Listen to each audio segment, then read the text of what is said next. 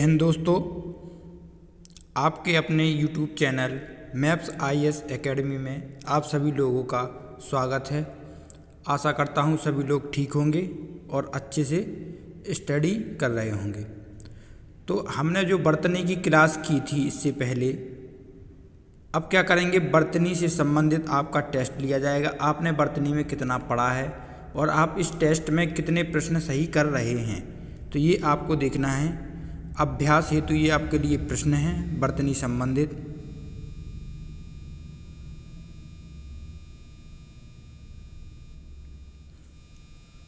तो आपको पहला प्रश्न दिया है कि निम्नलिखित शब्दों में से किस शब्द में रा वर्ण नहीं है।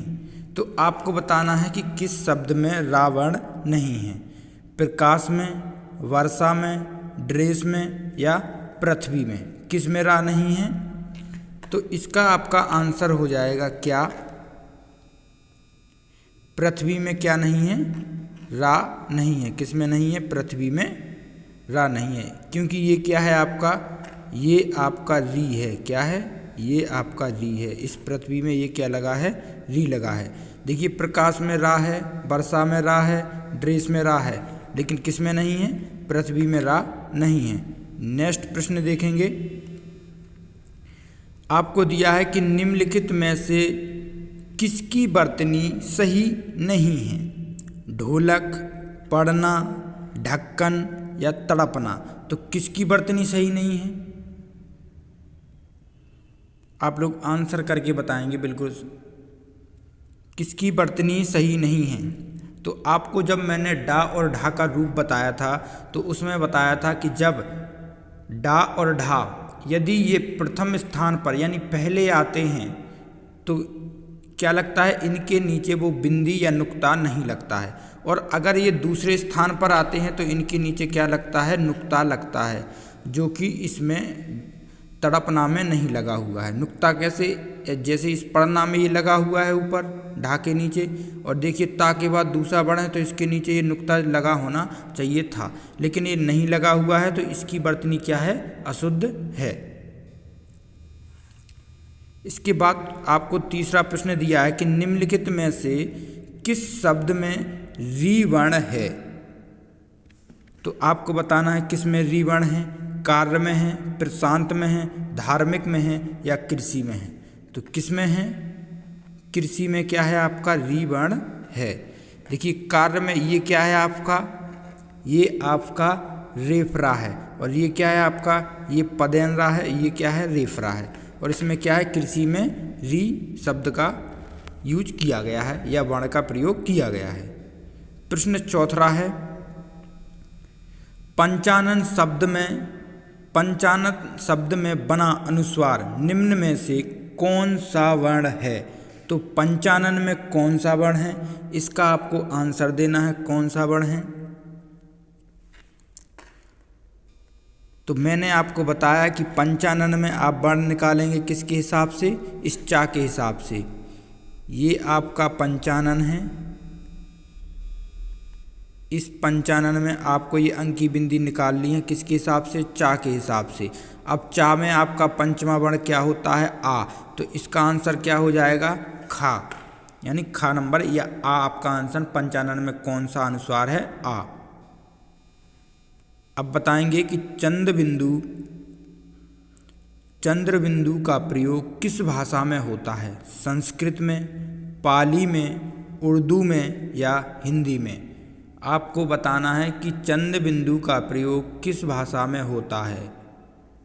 तो किस भाषा में होता है? हिंदी भाषा में होता है। और अगर आपसे यहीं पूछ लिया जाए कि ये आपका अंकी बिंदी का प्रयोग किस भाषा में होता है, तो किस भाषा में होता है? अंकी बिंदु का होता है संस्कृत भाषा में, और चांद बिंदु का प्रयोग होता है हिंदी भाषा में। ये तत्सम तद्भव जब आप करेंगे तो उसमें पहचानने के लिए आपको ये दोनों टर्म याद रखने होंगे। अब आपको प्रश्न नंबर दिया है 6। इसमें आपसे पूछा गया है कि खंजन शब्द में बना अनुस्वार निम्न में से कौन सा वर्ण है? तो खंजन को आप तोड़ेंगे, खा के बाद अंक की बिंदी और जा के हिसाब से आप लोग लगाएंगे और इसमें कौन सा वर्ण है। तो आप इसका आंसर करेंगे कौन सा है, चा चमची का, छा छत्ता का, जा जलवी, झंडा ईंट का या। तो इसके हिसाब से जैसे आपने यहाँ लिख लिया क्या, खंजन। ठीक है, ये आपकी क्या लगी है, बिंदी। अब इस बिंदी को आप पंचमा अक्षर कैसे निकालेंगे, इसे आप तोड़ेंगे। ठीक है, तो इस बिंदी के बाद आपका शब्द कौन सा आ रहा है, जा। तो जा का पंचमा अक्षर, पहले तो आप ये देखेंगे कि जा कौन से वर्ग में आता है। तो जा किस वर्ग में आता है, चा वर्ग में। और चा वर्ग का आप देखेंगे पंचमा अक्षर क्या है, या है। तो क्या आएगा, अनुस्वार या आएगा। 7वां प्रश्न है, किस शब्द में रा का प्रयोग नहीं हुआ है। आप बताएंगे कि किस शब्द में रा का प्रयोग नहीं हुआ है। तो देखिए, आप देखेंगे कि उग्र, उग्र में क्या है, रा लगा हुआ है, तो इसमें रा का यूज हुआ है। ड्रेस में भी देखिए आपका ये नीचे वाला पदेन रा लगा हुआ है, तो इसमें भी रा का यूज हुआ है। धार्मिक में रेप रा लगा हुआ है, लेकिन आवृत्ति में क्या लगा हुआ है, री लगा हुआ है। तो इसमें आवृत्ति में क्या हुआ है, रा का प्रयोग नहीं हुआ है। इसके बाद आप लोग प्रश्न करेंगे 8। आपको दिया है कि कंठ शब्द में बना अनुस्वार निम्न में से कौन सा वर्ण है। अब कंठ को जब आप अलग करेंगे, क्या करेंगे, ये बिंदी लगी हुई है ठा, तो इस बिंदी को किसके हिसाब से देखेंगे, ठा के हिसाब से। किसके हिसाब से, ठा के हिसाब से। अब ठा में आप देखेंगे कि इसका ठा किस में आता है, टा वर्ग में आता है। और टा वर्ग का पंचमा अक्षर क्या होता है, क्या होता है पंचमा अक्षर, टा, ठा, डा, ढा, अणा, क्या होता है, अणा। तो पंचमा अक्षर क्या होगा, अनुस्वार अणा होगा। इसको मैंने आपको तोड़ के बताया है। अब प्रश्न 17 दिया है, प्रश्न 9वां प्रश्न देखेंगे आप लोग। आपको दिया है कि निम्न में से किसकी वर्तनी सही नहीं है, डमरू, सड़क, डकैत या रोड। तो इसका आप लोग आंसर देंगे किसकी वर्तनी सही नहीं है, किसकी वर्तनी सही नहीं है, सड़क की वर्तनी सही नहीं है। क्योंकि सड़क क्या है, हिंदी भाषा का शब्द है, इसके नीचे क्या आएगा, ये बिंदी आएगी। रोड, डकैत और डमरू, ठीक है, इसमें से आपका क्या हो जाएगा, सड़क हो जाएगा। क्योंकि डा और ये डा और ढा में मैंने आपको बताया है कि जो पहला वर्ण होता है, पहले वर्ण में क्या होता है आपका, पहले वर्ण में आपका क्या लग जाता है, पहले वर्ण में आपका नुक्ता नहीं लगता है या उसके नीचे बिंदी नहीं लगती है। और पहला वर्ण छोड़ के इसके बाद कोई भी वर्ण आपका डा या ढा यूज हो तो उसके बाद क्या लगती है, ये क्या लगती है, ये जैसे आप ये ढक्कन लिखते हैं तो इसमें पहले वाले में तो आपका नहीं लगता है, लेकिन आपने ये सड़क लिखा तो दूसरे वाले में नीचे क्या लगाएंगे, बिंदी। तो इसका आंसर क्या हो जाएगा आपका, खा हो जाएगा। इसके बाद 10वां प्रश्न करेंगे कि कंकाल शब्द में बना अनुस्वार निम्न में से कौन सा वर्ण है। तो कंकाल को आप लोग तोड़ेंगे, जैसे अभी मैंने आपको और भी प्रश्न तोड़ के बताए हैं, उसी प्रकार से आप इसे भी तोड़ेंगे और बताएंगे कि कंकाल शब्द में बना अनुस्वार निम्नलिखित में से कौन सा वर्ण है।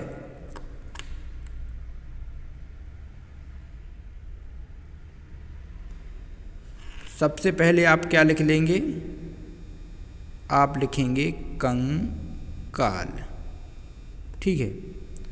अब इस कंकाल का पहला का छोड़ के दूसरे का के हिसाब से आएगा क्या आपका वर्ण। अब का में जब आप पांचवा अक्षर देखेंगे, पंचमा अक्षर कौन सा होता है, तो उसमें पंचमा अक्षर कौन सा होता है, डा। क्या होता है, डा, ये डा होता है। तो यही क्या होगा, आपका अनुस्वार होगा। ये क्या हो जाएगा आपका आंसर, का वर्ण में ये चांद बिंदु के बाद का, और का वर्ण का कौन सा, पांचवा अक्षर। इसके बाद आपको प्रश्न दिया है कि निम्नलिखित में से किस शब्द में रा का रेफ रूप प्रयोग हुआ है। तो रा का रेफ रूप प्रयोग आपको बताना है कि किस शब्द में हुआ है। गिरीश शब्द में कौन सा प्रयोग हुआ है, गिरीश शब्द को आप लोग तोड़ेंगे। फिर रमाकांत में तो आप जानते ही किस रा का हुआ है, पदेन रा का हुआ है। और समृद्धि में री का प्रयोग हुआ है। ग्रीक में क्या हुआ है, पदेन रा का हुआ है। लेकिन रेफ रा में क्या हुआ है, रेफ रा किस में हुआ है, वर्षा में। अब आप जब वर्षा शब्द लिखेंगे तो क्या होगा, पहले तो आप लिखेंगे आदा वा, फिर इसके बाद आएगा आपका आ, ठीक है। फिर ऐसे लगाएंगे बिंदी, फिर क्या आएगा आपका, फिर आएगा आधा रा, फिर आएगा आपका आधा सा, फिर आएगा आपका क्या, आ बड़ा आ। तो इसमें रेफरा क्या है, ये रेफरा का मतलब होता है आधा रा। और पदेन रूप में जब आपका रा यूज होता है तो क्या आता है, पूरा रा आता है। तो रेफरा किस में है, वर्षा में। अब आप प्रश्न नंबर करेंगे 12, किस शब्द में री का प्रयोग हुआ है। तो री का प्रयोग किस में हुआ है, आप लोग आंसर देंगे। क्या वर्ण में री का प्रयोग हुआ है, उर्दू में री का प्रयोग हुआ है, भीष्म में री का प्रयोग हुआ है, या हृदय में री का प्रयोग हुआ है। तो 12 का आप लोग आंसर देंगे, किस में हुआ है, हृदय में आपका री का प्रयोग हुआ है। इसमें रेफरा का प्रयोग हुआ है, इसमें भी रेफरा का प्रयोग हुआ है, भीष्म में कोई रा का प्रयोग हुआ नहीं है। तो ये क्या हो जाएगा, आपका आंसर हो जाएगा। इसके बाद आपको प्रश्न दिया है 13, किस शब्द में रा का प्रयोग नहीं हुआ है। आपको बताना है कि किस शब्द में रा का प्रयोग नहीं हुआ है। गर्मी में रेफरा का प्रयोग हुआ है, प्रभात में पदेन रा का प्रयोग हुआ है, पृथ्वी लोक में री का प्रयोग हुआ है। तो यही क्या हो जाएगा, हमारा आंसर हो जाएगा कि इसमें पृथ्वी लोक क्या हो जाएगा, हमारा आंसर हो जाएगा। इसके बाद हम करेंगे 14 प्रश्न। 14वां प्रश्न क्या लिखा है कि आनंद शब्द में बना अनुस्वार निम्नलिखित में से कौन सा वर्ण है। तो आनंद शब्द को आप लोग तोड़ेंगे, क्या लिखेंगे, ऐसे आनंद, ये बिंदी लगाएंगे और यहाँ लिखेंगे क्या, दा। अब इसको आपको तोड़ना है, किसके हिसाब से आएगा, दा के हिसाब से। अब दा वर्ण का आप पंचमा अक्षर देखेंगे तो कौन सा आएगा, ना आएगा। तो इसमें अनुस्वार कौन सा है आपका, ना है। तो 14 का क्या हो जाएगा, गा, यानी ना। संयम शब्द में बना अनुस्वार निम्नलिखित में से कौन सा वर्ण है। ना है, अंग है, या डा है,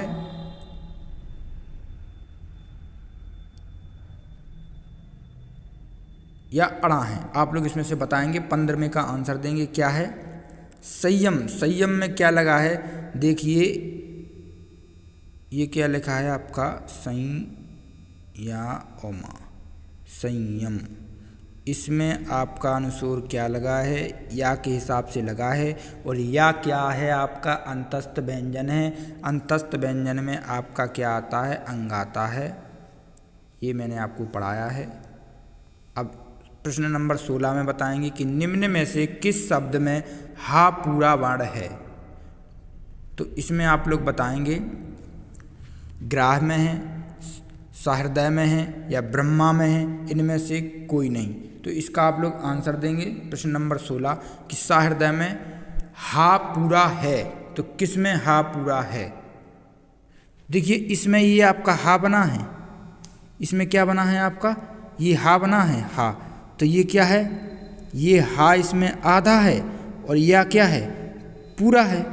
और ऐसे ही ब्रह्मा लिखा है, तो इसमें हा क्या है आपका, आधा है, और माँ क्या है, पूरा है। और सहृदय में क्या लगा है, ये आपका री लगा है, री क्या लगा है, री। तो ये क्या हो जाएगा, खा आपका आंसर हो जाएगा। इसके बाद प्रश्न करेंगे 17वां, संस्कार शब्द में बना अनुस्वार निम्न में से कौन सा वर्ण है। तो संस्कार शब्द में बना अनुस्वार निम्न में से कौन सा है, अड़ा है, या है, अंग है, या ना है। तो संस्कार को सबसे पहले आप लोग तोड़ेंगे, फिर उसका देखेंगे कि ये सा के बाद एक छोटा सा सा आ रहा है, तो इसमें आपका कौन सा आ जाएगा, अंग आ जाएगा। क्योंकि अंतस्थ व्यंजन और ऊष्म व्यंजन के साथ अंग ही आता है, और जो आपके स्पर्श व्यंजन हैं, जो आपके 25 वर्ण स्पर्श व्यंजन हैं, उनके वर्ण के हिसाब से पंचमा अक्षर अनुस्वार का रूप ले लेता है। इसके बाद प्रश्न नंबर 18 करेंगे, निम्न में से किस शब्द में हा पूरा वर्ण है? तो हा किस में पूरा है? उपर्युक्त तो सभी में है, या चिन्ह में है, या आह्लाद में है, या हृदय में है? तो किस में है पूरा वर्ण? आप लोग आंसर करेंगे। देखिए चिन्ह में क्या है, हा आधा है ना पूरा है। आह्लाद में क्या है, हा आधा है और ला पूरा है। हृदय में क्या है, हृदय में आपका री है।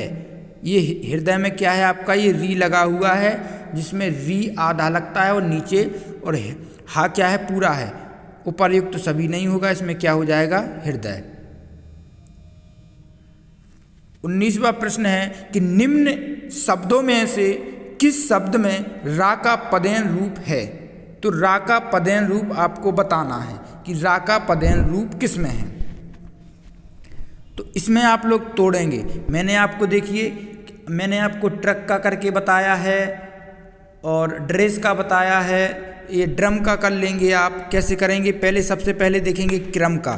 तो क्रम को तोड़ेंगे तो क्या आएगा आपका, आधा का आएगा, फिर आधा रा आएगा, फिर आपका आ आएगा, फिर इसके बाद माँ आएगा। ठीक है, तो इसमें ये रा क्या हो गया आपका, पूरा हो गया। यानी इसमें तो देखिए पदेन रूप है।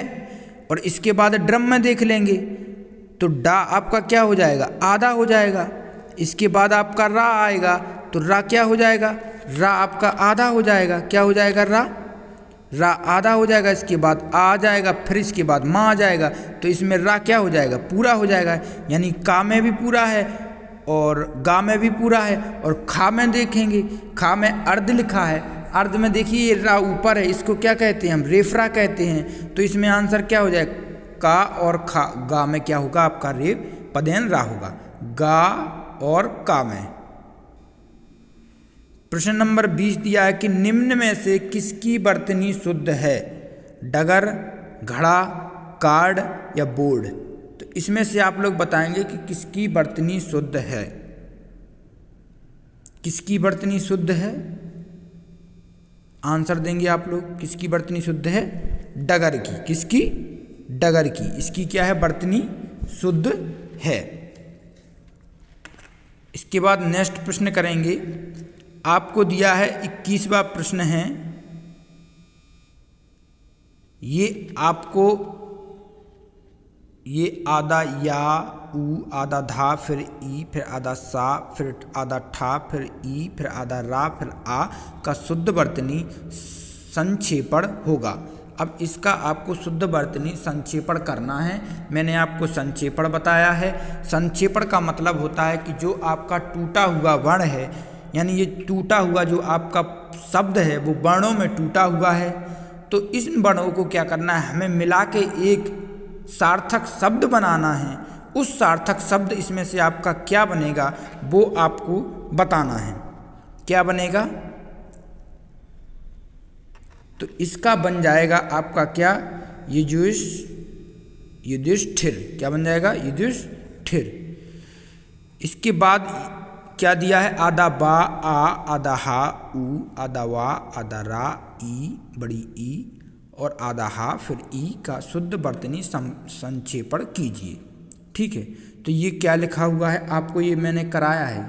ये क्या लिखा हुआ है आपका, बहु व्रीहि। क्या लिखा हुआ है, बहु व्रीहि लिखा हुआ है। तो ये आज के आपके प्रश्न थे। ठीक है,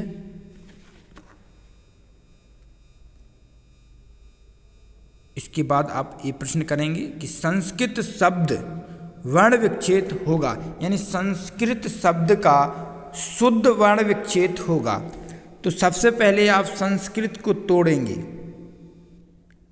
संस्कृत को तोड़ेंगे, उसके बाद आप वर्ण विच्छेद करेंगे। क्या आएगा, तो सबसे पहले तो आधा सा आएगा, फिर आएगा अंग, फिर आएगा आधा सा, फिर आएगा आधा का, फिर ये री की मात्रा लगी है तो री आएगा, फिर आएगा आधा ता, फिर आएगा आ। तो इसमें आपका क्या हो जाएगा, इसमें आपका पहला क्या हो जाएगा, आंसर हो जाएगा। इसके बाद आपको दिया है